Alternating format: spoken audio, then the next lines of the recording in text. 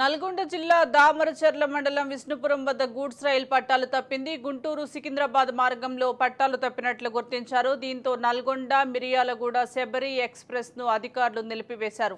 పల్నాడు జిల్లా పిడుగురాళ్లలో జన్మభూమి ఎక్స్ప్రెస్ ను సైతం నిలిపివేశారు. అయితే రైలు ఎలా పట్టాలు తప్పింది అనే వివరాలు మాత్రం తెలియాల్సి ఉంది.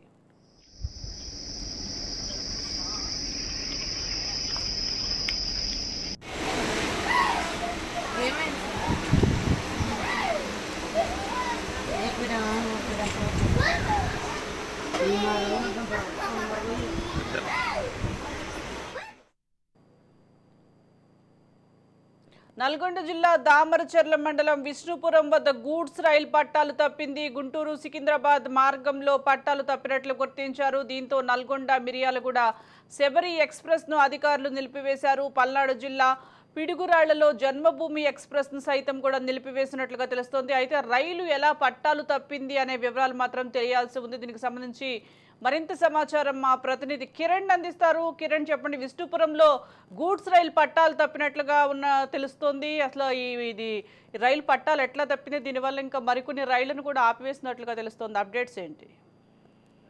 నల్గొండ జిల్లా దామరచెర్లలోని విష్ణుపురం రైల్వే స్టేషన్ సమీపంలో గూడ్స్ రైలు పట్టాలు తప్పడంతో గుంటూరు సికింద్రాబాద్ మధ్యలో రైళ్ల రాకపోకలకు తీవ్ర అంతరాయం కలిగిందని చెప్పవచ్చు.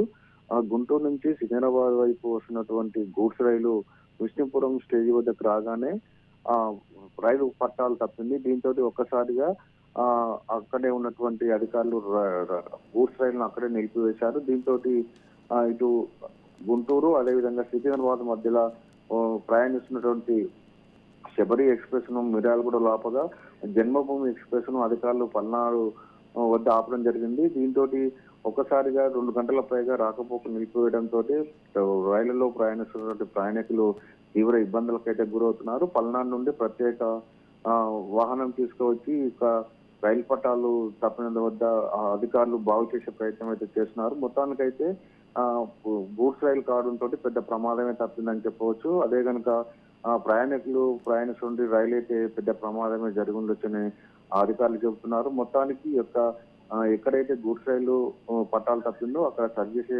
కార్యక్రమానికి అధికారులు అక్కడి నుంచి ప్రత్యేక కొంతమంది టీం వస్తున్నారు. అక్కడ వాళ్ళు రాగానే ఇక్కడ మరమ్మతులు చేసినంతరం రైళ్ల రాకపోకను పునరుద్ధరించే అవకాశం అయితే ఉంది. దీంతో ఒకసారిగా గుంటూరు హైదరాబాద్ మధ్య రైళ్లు మొత్తం కూడా ఎక్కడికక్కడే నిలిచిపోయే అవకాశాలు అయితే కనిపిస్తున్నాయి. రైళ్ల రాకపోకల్లో కూడా సమయం ఎక్కువ పట్టే అవకాశం ఉంది.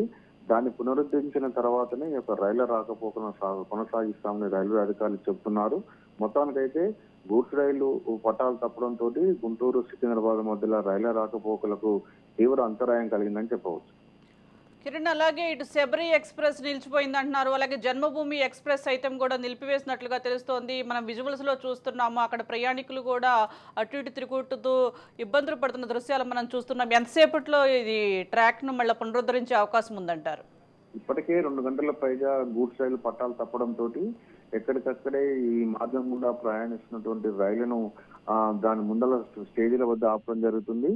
మిర్యాలగూడ వద్ద శబరి ఎక్స్ప్రెస్ ను అదేవిధంగా పల్నాడు వద్ద ఇప్పటికే జన్మభూమి ఎక్స్ప్రెస్ ను ఆపిన అధికారులు ఈ రోజు సాయంత్రం మరికొన్ని రైళ్లు ఇదే మార్గం గుండా ప్రయాణించే అవకాశం ఉండడంతో రైళ్ల రాకపోకల్లో కూడా అంతరాయం ఏర్పడే అవకాశం ఉంది. ఇప్పటికే ఇటు శబరి అటు జన్మభూమి ఎక్స్ప్రెస్ లు నిలిపివేయడంతో అందులో ప్రయాణిస్తున్నటువంటి వేలాది మంది ప్రయాణికులు తీవ్ర ఇబ్బందులు పడుతున్నారు. మంచినీటితో పాటు వారు కనీస రైల్వే స్టేషన్ లో కనీస సౌకర్యాలు లేకపోవడంతో ఇంకా ఎన్ని గంటల సమయం పడుతుందని దానిపైన రైతు ఇబ్బందులు పడుతున్నారు. ఇప్పటికైతే ఇంకా పునరుద్ధరణ కార్యక్రమం అయితే పూర్తిగా జరగలేదు. ఇంకా మరికొంత సమయం పట్టే అవకాశం. దీనిపై రైల్వే అధికారులు ఎవరైనా స్పందించారంటారా?